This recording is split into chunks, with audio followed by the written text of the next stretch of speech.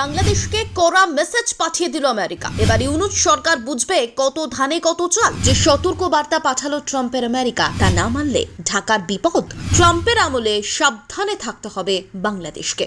এটাই বাকি ছিল। তাহলে বাংলাদেশের সঙ্গে ট্রাম্পের জমানায় আমেরিকার সম্পর্ক কি হতে পারে তা একটু একটু করে পরিষ্কার বোঝা যাচ্ছে বলছে কূটনৈতিক মহল। প্রেসিডেন্ট ভোটে ডোনাল্ড ট্রাম্পের জয়ের পরেই সুর বদলালো ওভাল অফিস। বাংলাদেশের অন্তর্বর্তী সরকারের কাছে সোজা চলে গেল সতর্ক বার্তা। কি সেই সতর্ক বার্তা? বাংলাদেশ আমেরিকার এই ওয়ার্নিং কি মুখ বুঝে নেবে? বুধবার আমেরিকার বিদেশ দফতর স্পষ্ট ভাষায় বাংলাদেশের অন্তর্বর্তী সরকারকে জানিয়ে দিয়েছে, কোনো পরিস্থিতিতেই সাংবাদিকদের স্বাধীনতা এবং অধিকারে হস্তক্ষেপ করা চলবে না। জো বাইডেনের ডেমোক্র্যাট সরকার এবং এই সরকারের আমলে শেখ হাসিনার সরকারের সঙ্গে আমেরিকার সম্পর্ক তলানিতে ঠেকেছিল। গত 5ই আগস্ট বাংলাদেশে ক্ষমতার পালা বদলকে স্বাগত জানিয়েছিল ওভাল অফিস। তা নিয়ে ইউনূস সরকারও যেন বুকে বল পাচ্ছিল। কিন্তু প্রেসিডেন্ট নির্বাচনের প্রচার পর্বেই বাংলাদেশে হিন্দু নির্যাতনের প্রসঙ্গ তুলে ইউনূস সরকারকে কড়া বার্তা দিয়েছিলেন রিপাবলিকান পার্টির নেতা ট্রাম্প। সেখান থেকেই উঠছে প্রশ্ন।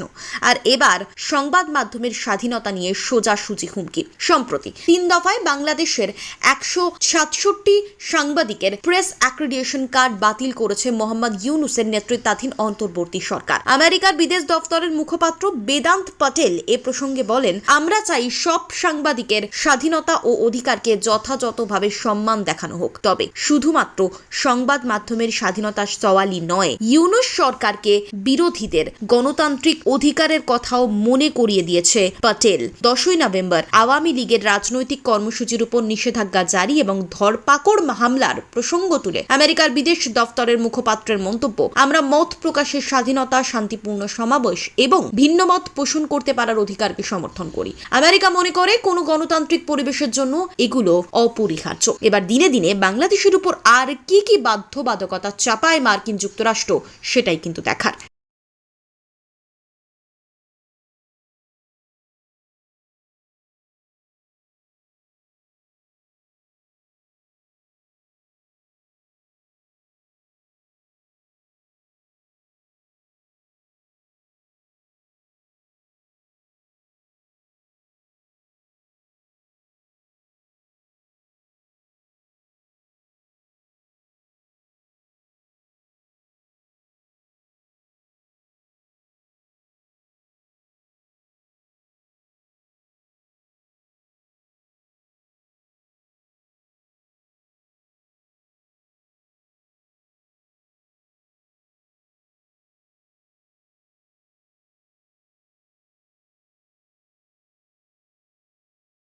Bureau report, Bengal live.